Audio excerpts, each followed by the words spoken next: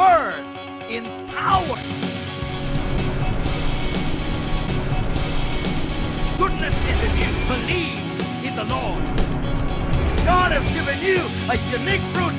Nobody can copy you. You are never going to lose your salvation ever. He is faithful to answer every prayer.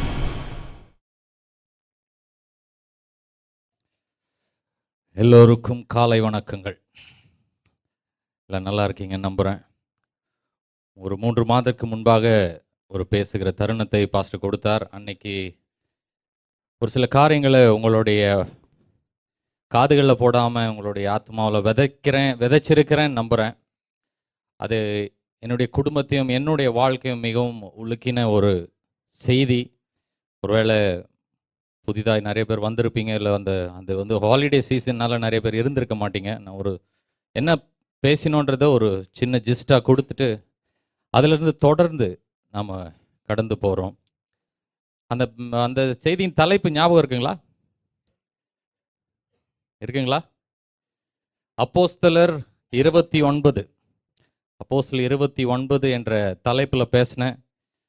அந்த மாதிரி ஒரு அத்தியாயம் நம்முடைய வேதத்தில் இல்லை, ஆனால் அது என்ன என்று விளக்கி சொன்னேன். இன்னைக்கு நாம் அந்த அப்போஸ்தலர் 29 ஆண்டவர் நம்ம இருக்க விரும்புகிறார், நம்மளை இருக்கும்படியாக ஒரு அழைப்பை கொடுத்திருக்கிறார் என்பதை அந்த 2 வாரம் பார்த்தோம். ஒரு சின்ன ஜெபம் செய்துவிட்டு இந்த செய்திக்குள்ளாக கடந்து சொல்லும். எங்களை அதிகமாக நேசிக்கிற அன்பின் பரலோக பிதாவே, விதைக்கும்படியாக இந்த நல்ல நேரத்தை கொடுத்திருக்கிறீர். விதைக்கும்படியாக விதைகளை என்னிடத்தில் கொடுத்து விதையை பெற்றுக்கொள்ளும்படியாக ஆத்துமாக்களையும் எங்களுக்கு கொடுத்திருக்கிறீர். இந்த விதை ஆண்டவரே எங்கள் வாழ்க்கையை மாற்றி அமைக்கும்படியாக ஜெபிக்கிறோம். பேசுகிற வார்த்தை பேசுகிற கிருபைக்காக ஜெபிக்கிறேன், நன்றி செலுத்துகிறேன். வார்த்தை கேட்கிற கிருபைக்காக, வார்த்தை அப்பியாசியப்படுத்துகிற கிருபைக்காக ஜெபிக்கிறோம் ஆண்டவர் இயேசுவின் நாமத்தில் பிதாவே, ஆமென். நிறைய நேரம் நம்ம வாழ்க்கையில் கோலியாத் போல ராட்சசர்களை வீழ்த்துகிறது என்ற ஒரு மனப்பான்மை நமக்கு இருக்கிறது. அந்த மாதிரி கதைலாம் தெரியும். தாவீது, கோலியாத் எப்படி அந்த ராட்சசனை வீழ்த்தி அடிக்கிறான்றதை பார்க்குறோம். நிறைய நேரம் நம்ம வாழ்க்கையில் இந்த மாதிரி ராட்சசம் என்ன இருக்குது, ராட்சசர்களை ஜெயிப்போம், ஆமேன். உங்களுக்கு எதிராக வருகிறவனை நீங்கள் முடக்க முடியும், ஆமேன். எதை முடக்க போறோம்னா தெரியல. ராட்சசர் இருக்கிறார், கோலியாத் அடிச்சது போல அதே அபிஷேகம் உங்க மேல இருக்குது, நீங்க அடிச்சு வீழ்த்தி எடுக்க முடியும். விசுவாசிக்கிறவங்க அம்மேன்னு சொல்லுங்கன்னு எல்லாம் சொல்றோம். ஆனா எந்த ராட்சசன்? கோலியாத்துக்கு இருந்தான், தாவீதுக்கு ஒரு கோலியாத் இருந்தான். ஆனா அதே தாவீது இன்னொரு ராட்சசனை சந்திச்சான். அது ராட்சசி வட்சிபான்ற ராட்சசி கிட்ட விழுந்து போனான். அதாவது நம்மளுக்கு ராட்சசன் வரும்போது ஒரு வெளிப்புறமாக இருக்கிற ஒரு காரியத்தை ஜெபத்தின் வழியாகவோ பேச்சின் வழியாகவோ ஏதோ ஒரு செயல் செய்து ஜெயிக்கிறோம் அப்படின்றதுல நம்மளுக்கு நல்ல ஈடுபாடு. ஆனா அந்த ராட்சசி கிட்ட ஏன் விழுந்தான்னா, இதுக்கு மனப்பான்மை ஸ்ட்ராங்கா இருந்தாதான் ஜெயிக்க முடியும். மனப்பான்மை, நாம யாரு, நம்மளோட தகுதி என்ன, நம்மளுக்கு ஆண்டவர் என்ன வச்சிருக்கிறாரு என்றத ஒரு தெளிவான வெளிப்பாடு இருந்தாதான் இந்த ராட்சச வேலைகளெல்லாம் ஜெயிக்க முடியும். ஹல்லேலூயா. அதனால இன்னைக்கு நான் கொஞ்சம் வம்பு பண்ண வந்திருக்கேன். ஹல்லேலூயா. பிரசங்கம் பண்ண வரல, கொஞ்சம் வம்பு பண்ணேன். இந்த முதல் சர்வீஸ்ல கொஞ்சம் நல்லா இருந்தது, நாங்கள் எல்லாருமே நல்லா வம்பு பண்ணீங்க அப்படின்னு.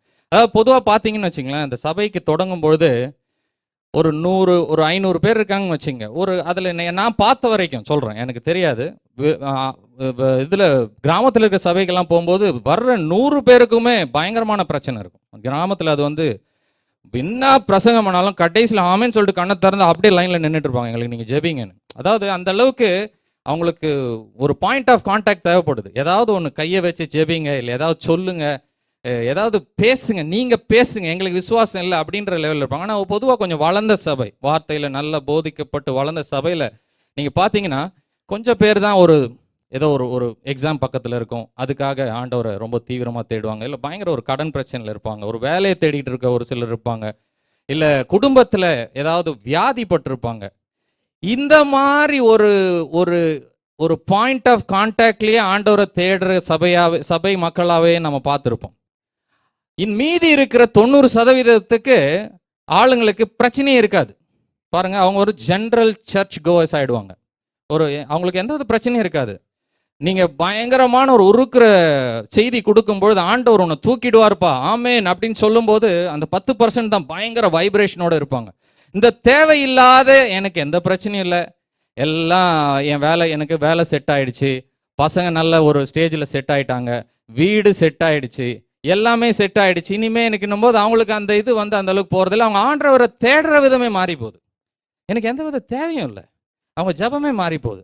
அந்த மாதிரி கும்பல் நான் ஒருத்தனா இருந்தால் அதை இன்னைக்கு வம்பு பண்ண வந்திருக்கேன்.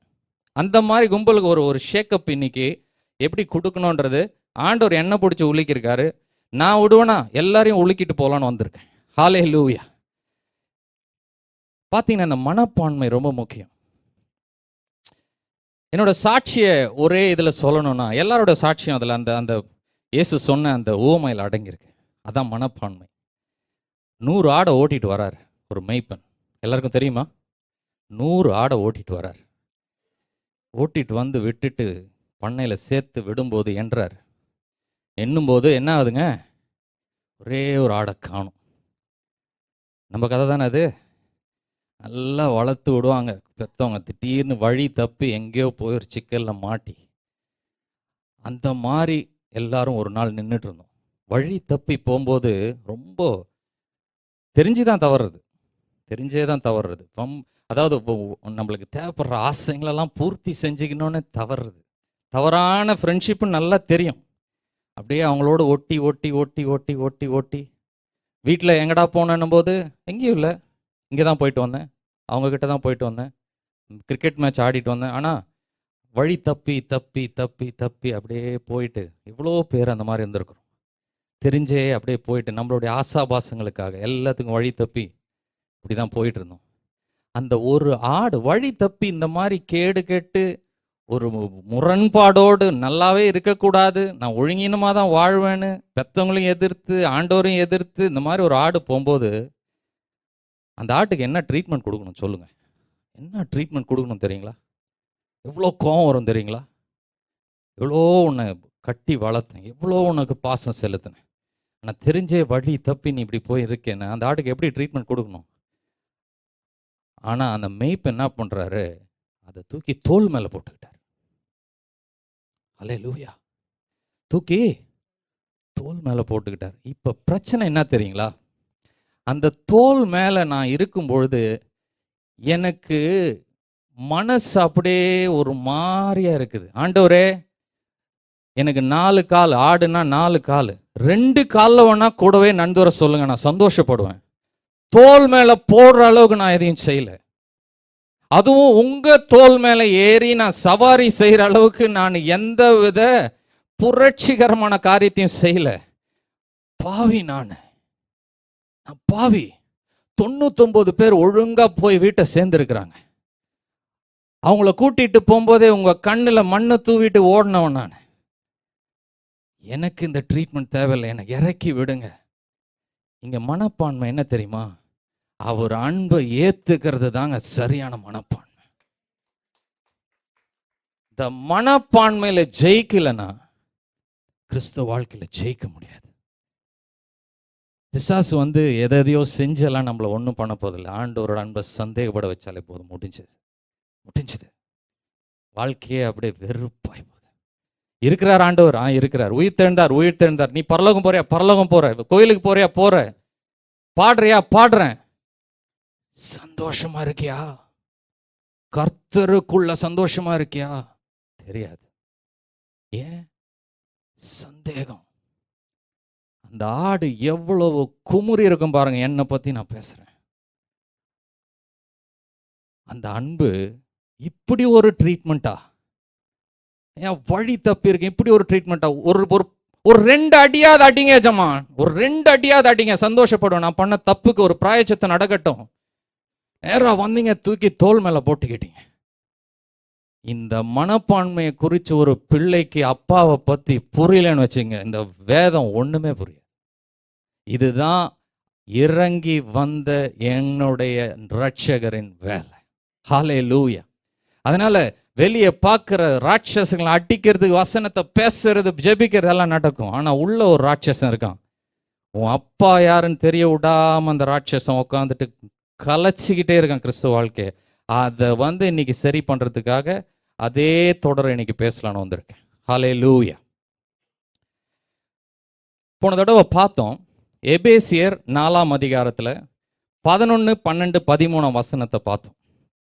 எபேசியர் 4ஆம் அதிகாரம் 11, 12, 13 வசனத்தை கேட்போம். மேலும் நாம் அனைவரும் தேவனுடைய குமாரனை பற்றும் விசுவாசத்திலும் அறிவிலும் ஒருமைப்பட்டவர்களாகி கிறிஸ்துவினுடைய நிறைவான வளர்ச்சியின் அளவுக்கு தக்க பூரண புருஷர் ஆகும் வரைக்கும் பரிசுத்தவான்கள் சீர்பொருந்தும் பொருட்டு சுவிசேஷ ஊழியத்தின் வேலைக்காகவும் கிறிஸ்துவின் சரீரமாகிய சபையானது பக்தி விருத்தி அடைவதற்காகவும் அவர் சிலரை அப்போஸ்தலராகவும், சிலரை தீர்க்கதரிசிகளாகவும், சிலரை சுவிசேஷகராகவும், சிலரை மேய்ப்பராகவும், போதகராகவும் ஏற்படுத்தினார்.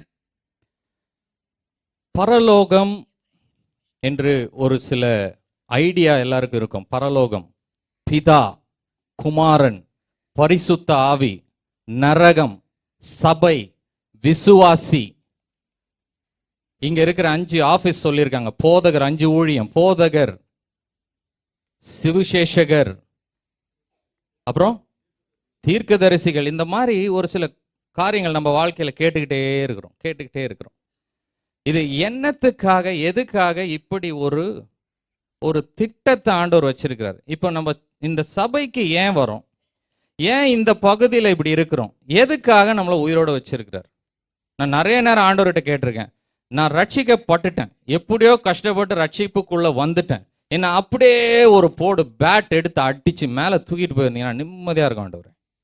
ஆனா அதை செய்ய மாட்டுறாரு. எவ்வளவு நம்ம வழி தப்பி போக போக போக உயிரோடு தான் வைக்கிறாரு.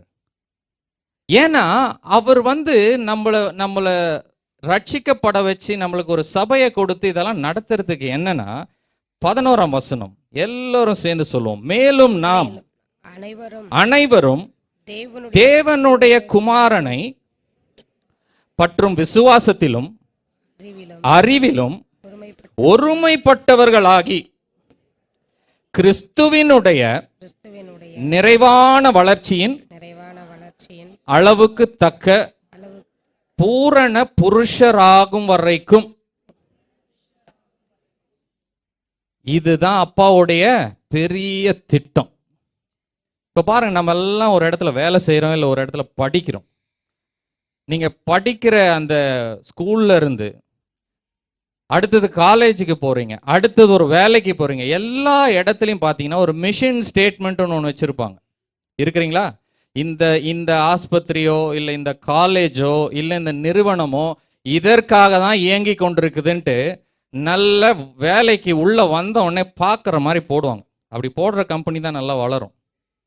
ஏன்னா இருக்கிற வேலையாளங்களுக்கு இந்த கம்பெனியோட மிஷின் என்ன, இது எங்கே போய்கிட்டு இருக்கு, என்ன செய்யணும்னு நினைக்குது, இந்த பாஸ் யார், அவர் என்ன நினைக்கிறாரு அப்படின்றது இருக்கிற வேலைக்காரங்களுக்கு தெரியலன்னு வச்சுங்க, அந்த கம்பெனி லாபகரமாகவும் இருக்க முடியாது. எப்பயுமே நஷ்டத்தில் தான் போய் முடியும். ஏன்னா அவன் நினைச்சதை செய்ய ஆரம்பிச்சிருவான். எல்லாரும் நினைச்சதை செஞ்ச ஆரம்பிச்சிருவாங்க. அதனால ஒரு சில கம்பெனி எப்பயுமே பிகினிங்லேயே ஒரு ப்ரேயர் முடிச்ச உடனே அந்த மிஷின் ஸ்டேட்மெண்ட்டை சொல்லுவாங்க. எல்லாருக்கும் சைனீஸ் விஸ்பர்னா என்ன தெரியுங்களா? ஒரு 10 பேரை நிற்க வச்சுட்டு காதில் ஒருத்தங்கிட்ட ஒரு செய்தியை சொல்றீங்கன்னு வச்சுங்க, அவன் அடுத்ததுக்கு சொல்லுவான். எல்லாம் காதிலே தான் சொல்லிகிட்டே போகணும். இந்த 10வது ஆளுகிட்ட போயிட்டு நான் என்ன சொன்னேன்னு கேட்டு பார்த்தீங்கன்னா, நீங்க சொன்னதுல 1% தான் சொல்லுவான், 99% மாற்றி சொல்லுவான். ஒரு மிஷன் ஸ்டேட்மெண்ட்டை ஒரு நாள் அந்த கம்பெனி அந்த ஜனங்களுக்கு ஞாபகப்படுத்திட்டே இருக்கணும். ஏன்னா நம்மளுக்கு ஒரு பெரிய வரம் இருக்குது, மறதி. பயங்கரமான வரம் அது, உடனே மறந்துடுவோம். அதனால அந்த கம்பெனி என்ன பண்றான், சொல்லி சொல்லி சொல்லி சொல்லி அது உள்ள போச்சான்னு வேற செக் பண்றான். ஏதாவது கம்பெனியில பிரச்சனை வந்த உடனே என்ன பண்றாங்க, கூப்பிட்டு ஏன்பா நம்மளுடைய தரிசனம் தெரியாதா, நம்ம என்ன பண்றோம், நம்மளுடைய நோக்கங்கள் என்ன? இது மாதிரி இருக்கும்போது நீ ஒரு ஆள் இப்படி பண்ணனா உன்னை பார்த்து 4 பேர் பண்ணுவான், அந்த 4 பேரை பார்த்து 40 பேர் பண்ணா என்ன ஆகுது? இந்த கம்பெனி தரிசனம் இழந்து போயிடும். இதை ஒரு நாளும் நினைச்சு பாருங்க அப்படின்ட்டு அந்த நடத்துற அந்த சிஇஓ ஒரு நாளும் ஒரு வேலைக்காரருக்கும் உள்ள இறக்க பார்ப்பார். சரியா இல்லாதவங்களை விலைக்கிடுவார். அதனாலதான் ஜாப் ஹையரிங் அண்ட் ஃபயரிங்னே வந்தது. உள்ள கூப்பிடுறதும் இந்த தீர்மானத்திற்கு இந்த நோக்கத்துக்கு ஒத்து வர்றவங்களை ஆள் எடுப்பாங்க. அப்படியே ஒத்து வரலன்னா 3 மாசம் ப்ரொபேஷனரி பீரியட் போட்டு வெளியே எடுத்துருவாங்க. இது செட் ஆகலை, இது கம்பெனிக்கு அகெயின்ஸ்டா வேலை செய்யற ஒரு மனமா இருக்குதுன்ட்டு வெளியே எடுத்துருவாங்க. இப்போ சபையாகிய நாம் ஞாயிற்றுக்கிழமை மட்டும் இந்த மாதிரி கூடும்பொழுது என்ன ஆயிரும் தெரியுங்களா? கம்பெனியில போய் வேலை செய்யும் போதோ இல்லை ஒரு ஸ்கூல்ல படிக்கும் போதோ காலேஜில் படிக்கும் போதோ மிஷின் ஸ்டேட்மெண்ட்டுக்கு ஏற்ற மாதிரி 6 நாள் போறது வர்றது, கரெக்டா கம்பெனிக்கு லாபம் கொடுக்கறது, ப்ரமோஷன் ஆகிட்டே வருவீங்க. நிறைய பேர் உங்கள் ஃபீல்டில் ப்ரமோஷன் கொடுத்துக்கிட்டே இருப்பாங்க. ஏன்னா அந்த மிஷின் ஸ்டேட்மெண்ட் இம்ப்ளிமெண்ட் பண்ண உடனே பார்ப்பான் கம்பெனிக்கு உன்னால எவ்வளோ லாபம் வருதுன்னு ப்ரமோஷன் கொடுத்துட்டு வந்தாரு. அதனால 6 நாளும் அந்த மனப்பான்மையில் வேலை செஞ்சு 7வது நாள் மட்டும் என்ன தெரியுமா ஆகும்? எமோஷ்னலாக ஒரு கிறிஸ்டியானிட்ட வாழ்ந்துட்டு போயிடுறது. நம்ம அப்பா தாங்க இருக்கிறதுல பெஸ்ட் சிஇஓ. இன்னைக்கு வேலைக்கு ஆள் கேட்டு வந்திருக்கிறார். இந்த கம்பெனியோட மிஷின் ஸ்டேட்மெண்ட்டை என் பிள்ளைங்க செய்யலைன்னா யார் செய்ய முடியும்? ஹல்லேலூயா. இந்த கம்பெனியோட மிஷின் ஸ்டேட்மெண்ட்டை ஒரு நாளும் ஒரு கிறிஸ்தவங்க சொன்னாதான் பரலோகம் இந்த பூலோகத்தை பாதிக்க முடியும். பூலோகம் எப்படிதான் போனான்னு வாழக்கூடாது. அப்பாவனோட பிள்ளைகள் தன்னுடைய குடும்பத்தை காப்பாத்துறதுலே இருப்பாங்க. அப்பாவுடைய என்ன, அப்பாவுடைய இஷ்டங்கள் என்ன, அப்பாவுடைய எண்ணங்கள் என்ன. ஒரு சாதா குடும்பத்திலே பாருங்க, ஒரு பிள்ளை எதனா வீட்டுக்கு விரோதமா பண்ணிட்டா மனசு வியாகுலப்படுது, அவன் யோசிக்கிறான், அப்புறமா வந்து சாரி கேட்கிறான். பாருங்க, ஒரு குடும்பத்திலே இப்படி இருக்கு. ஆனா ஒரு மகத்தான உயிரோடு உயிரையே கொடுத்து உயிர் தெழுந்து எல்லா சாபத்தையும் ஜெயித்து வந்த நம்ம ஆண்டவரை, உங்க தரிசனம் என்னப்பா, அதை நிறைவேற்றுறதுக்கு தான் நான் வந்திருக்கிறேன்ட்டு இந்த சர்ச் நம்மளுடைய கிறிஸ்துவ வாழ்க்கையை மிஷின் ஸ்டேட்மெண்ட் இல்லாமல் நடத்திக்கிட்டே இருக்கிறோம். அதனால தான் நம்ம வாழ்க்கையும் முன்னேற மாட்டேங்குது, நம்ம வாழ்க்கையும் சோர்வாகுது. இன்னொன்று, கிறிஸ்துவ ராஜ்யம் விரிவாக்கப்படாமல் இருக்குது. ஒத்துக்கிறீங்களா? கிறிஸ்துவ ராஜ்யம் விரிவாக்கப்படாமல் இருக்குது. நம்ம அப்போஸ்தலர் படிக்கும்போது ஆஹா என்ன அற்புதம் என்ன அற்புதம். நம்ம அளவு கூட அறிவு இல்லாதவங்க, அவங்க புக்கே பார்த்து இல்லாதவங்க, ஒரு டெக்னாலஜினா என்னன்னு தெரியாது, மீன் பிடிக்கிறவங்க, சாதா தொழிலாளிங்க, அவங்க கூட பயந்து ஓடிட்டு இருந்தவங்கள வச்சு இந்த மாதிரி செய்யறாருன்னா அப்பாவோட இருதயத்துக்கு முழுசா ஒப்பு கொடுக்கும்பொழுது ராஜ்யம் விரிவாகுது, வாழ்க்கை விரிவாகுது, பெரிய காரியங்களை செய்ய முடியுது. கிறிஸ்துவ வாழ்க்கையில் ஒரு பெரிய வைப்ரேஷன், நல்ல எனர்ஜி, செய்யணும் செய்யணும் செய்யணும்னு ஆசை வருது. அதனால ஒவ்வொரு நாளும் எப்படி ஒரு கம்பெனியில மிஷின் ஸ்டேட்மெண்ட் எடுத்து இதுதான் புரிஞ்சுக்க சொல்றானோ, இதை பிரசங்கம் பண்ணதுலன்னு சொல்றாங்க. இதை பிரசங்கம் பண்ண முன்னாடி இதை நான் இது எனக்கு வெளிப்படுத்தின நாள்ல முதல் கொண்டு யானை மனைவி பிள்ளையும் சேர்ந்து இதை சொல்லி சொல்லி நாளை துவங்குறோம். நாங்க ஒன்றும் பிரயாசப்படல, எப்படி இதை நிறைவேற்றுறது, நாம என்னென்ன பண்ணலாம், என்னென்ன மாறுதல் செய்ய வேணும், இந்த வேலைலாம் வேணாம். இதை பார்க்கணும், இதை பேசணும், இதன்படி யோசிச்சு எதை ரொம்ப பார்த்துக்கிட்டே இருக்கீங்களோ அதன்படி உங்க வாழ்க்கை மாறிக்கிட்டே இருக்கும். வேதத்தை ஒரு கோணத்துல எனக்கு இந்த பிரச்சனை இருக்கு, இந்த பிரச்சனைக்கு இந்த வசனம் சொல்லுதுன்ட்டு அதை படிச்சுட்டு அப்படியே போயிட்டு இருந்தோம்னு வச்சுங்க, மிஷின் ஸ்டேட்மெண்ட் இல்லாத கம்பெனியில வாழ்ற மாதிரி ஆயிரும். அப்படி இருக்கக்கூடாது. என்ன பிரச்சனை இருந்தாலும் முக்கியமா நாம எதுக்கு வாழ்றோன்றதை மறந்துடக்கூடாது. நம்ம தேவைகளே சந்திக்கப்படணும். இந்த பிரச்சனை இருக்கு, இது சால்வ் ஆனா போதும், இப்படி இருந்தா போதும் நான் வாழக்கூடாது. முதலாவது பிரச்சனை இருக்கட்டும், பிரச்சனையை சால்வ் பண்ணிக்கலாம். முதலாவது தேவனுடைய ராஜ்யத்தையும் அவருடைய நீதியையும் தேடுங்கள், அப்பொழுது இவைகள் எல்லாம் கூட கொடுக்கப்படும். நீங்க 2 கேட்டீங்கன்னா 10 கிடைக்கும். அதுபடிதான் நம்மளுடைய ராஜ்யம் வேலை செய்யுது. அதனால ஒரு நாளும் நீங்க பைபிள் எடுக்கும்பொழுது, நான் இந்த பிசினஸ் புக்காக தான் பாக்குறேன். என்ன ஒரு சிலர் சொன்னாங்க, என்ன ரொம்ப ஒரு மாதிரி உலகம் கலப்பட்டு பேசுற மாதிரி பிசினஸ் புக்குன்ட்டீங்களே, இது எவ்வளோ ஒரு பெரிய மகத்தான வெளிப்பாடு எல்லாரும் எழுத வச்சது எதுக்காகங்க? மிஷன் அக்கம்ப்ளிஷ் ஆகிறதுக்கு தான் இது எழுதப்பட்டது.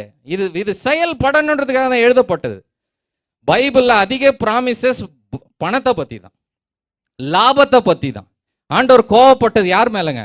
அப்படியே புதைச்சு வச்சான் பாருங்க, பணத்தை எடுத்துட்டு போய் தாளந்த கொடுத்து அப்படியே புதைச்சு வச்சான் பாருங்க. அவன் ரொம்ப ஆவிக்குரியம் பாருங்க. ஆண்டவரையும் டிஸ்டர்ப் பண்ண மாட்டான், பக்கத்தில் இருக்கவங்களையும் டிஸ்டர்ப் பண்ண மாட்டான், அவன் வாழ்க்கையும் மாற விட மாட்டான். அப்படியே புதைச்சு வச்ச மேல செம்ம கோவம் வருது. அதனால தேவன் ஒரு லாபத்தை எதிர்பார்க்கிறார். ஹல்லேலூயா. ஒரு லாபத்தை எதிர்பார்க்கிறார். அவர் சிஇஓ மாதிரி தான் பேசுறாரு.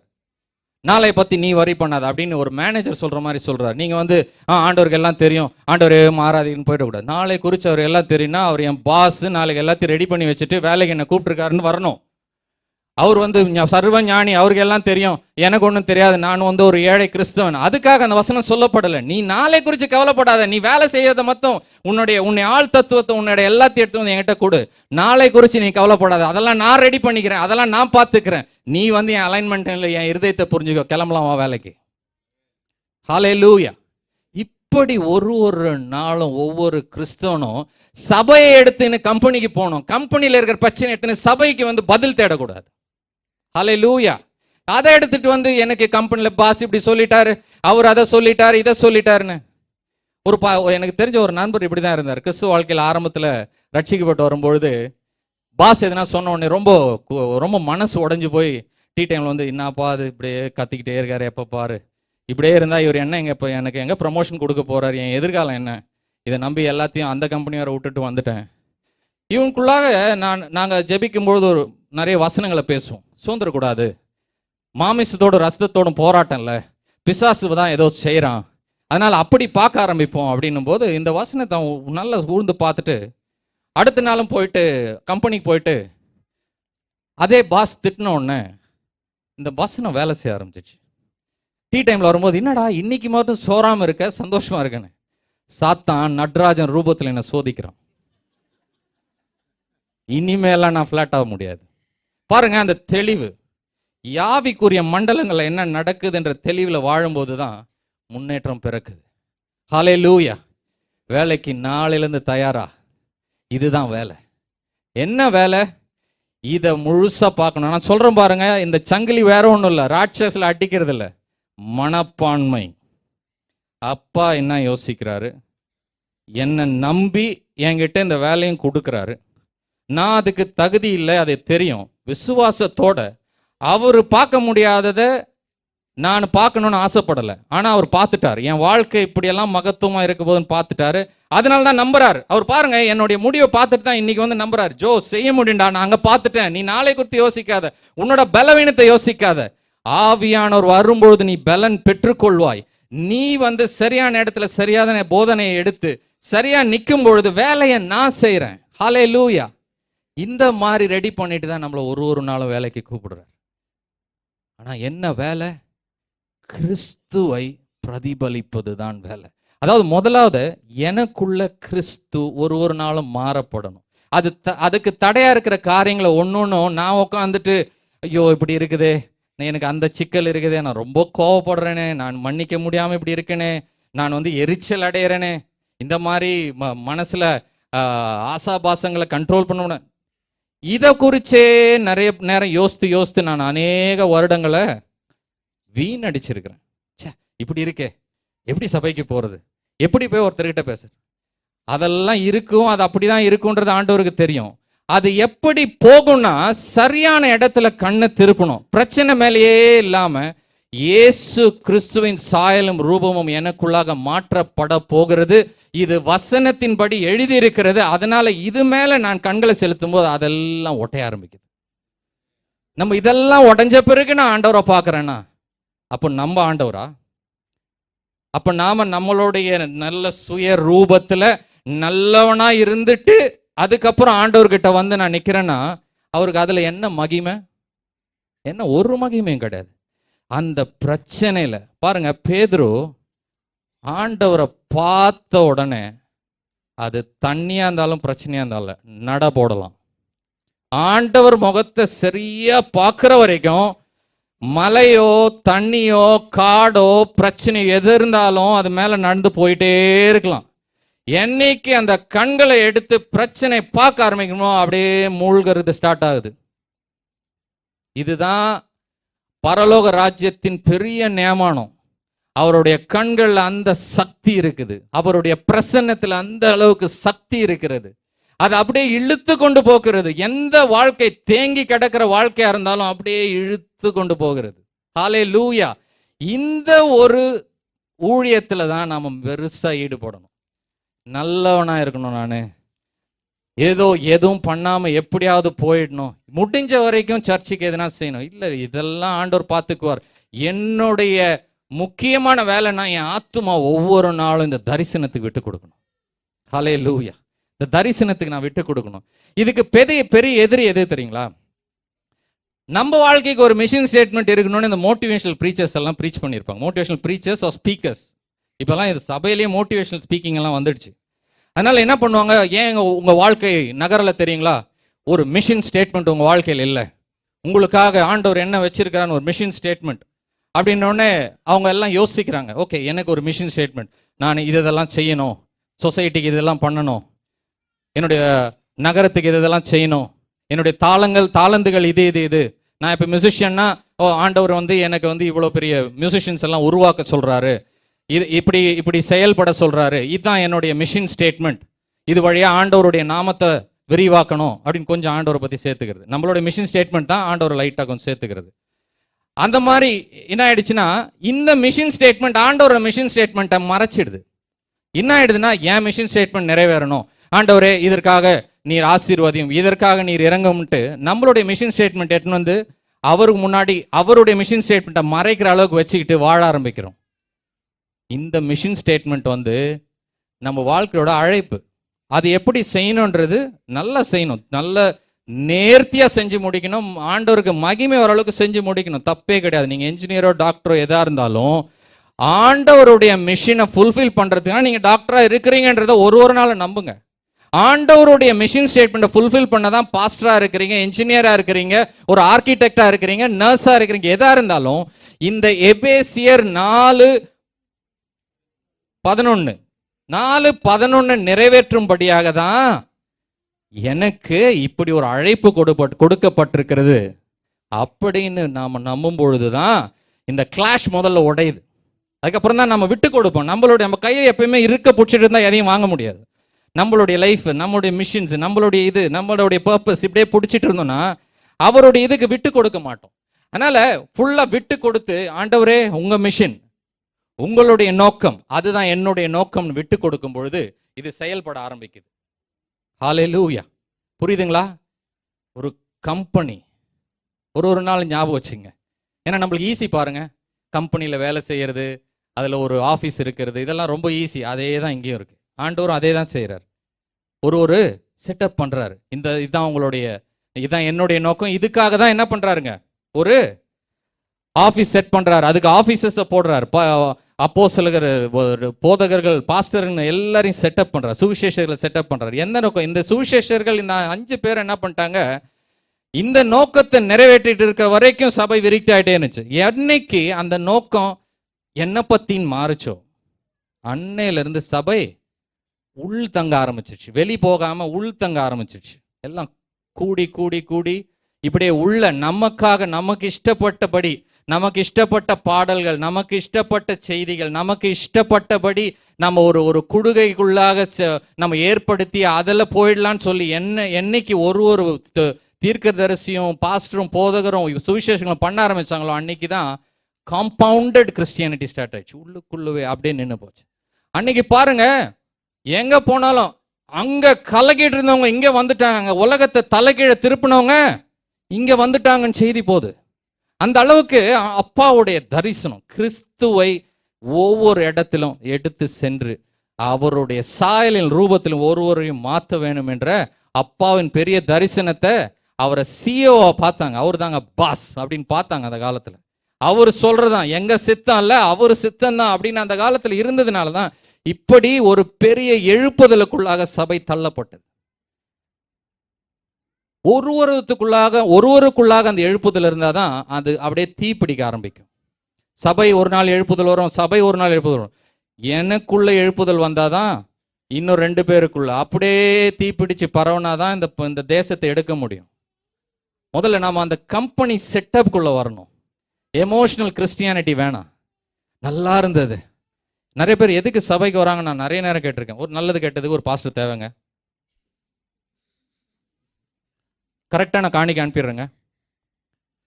நான் செத்தா அவர் அங்கே புதைக்கிறதுக்காக அவங்க ஒரு லேண்டு வாங்கி வச்சிருக்கேங்க. எல்லாத்துக்கும் ஒரு முறை இருக்குங்க. பாருங்க, நம்மளுக்கு ஒரு மெம்பர்ஷிப் வேணும். அதுக்காக தான் ஒரு சபை, ஒரு கூடுதல் இருக்கணும். அதுக்காக தான் சபை அப்படின்னு சொல்லிட்டு நிறைய பேர் ஒரு ஐடியா. எதுக்கு ஒரு ஒரு ஒரு தலைவர் ஒருத்தர் இருக்கணும். அப்பதான் வந்து நம்மளுக்கு செக்யூரிட்டியா இருக்கும். குடும்பத்தில் நாளைக்கு எதுனா ஒண்ணுன்னா கேட்க ஒரு ஆள் இருக்கணும். அதுக்காக தான் சபை. சரிங்க, சபைக்கு போயிட்டு வந்தீங்க, எப்படி? போயிட்டு வரலன்னா ஒரு மாதிரியா இருக்குதுங்க, போயிட்டு வந்தா கொஞ்சம் நிம்மதியா இருக்குது. கோயில் முன்னாடி குப்புற படுத்து விழுந்தவங்க கூட அதாங்க சொல்றான். அதாங்க துக்ககரமான செய்தி. மரத்துக்கு அடியில் விழுந்து அடிச்சுட்டு, அப்பா அங்கே போய் வந்த கொஞ்சம் நல்லா இருக்குதுப்பா அப்படின்றோம். அதே பேச்சு நம்மகிட்ட இருக்கக்கூடாது. நம்ம பாஸ் யாரு? அவர் எவ்வளோ பெரிய நம்பிக்கையோட எவ்வளோ வல்லமையோட காத்துக்கிட்டு இருக்காரு.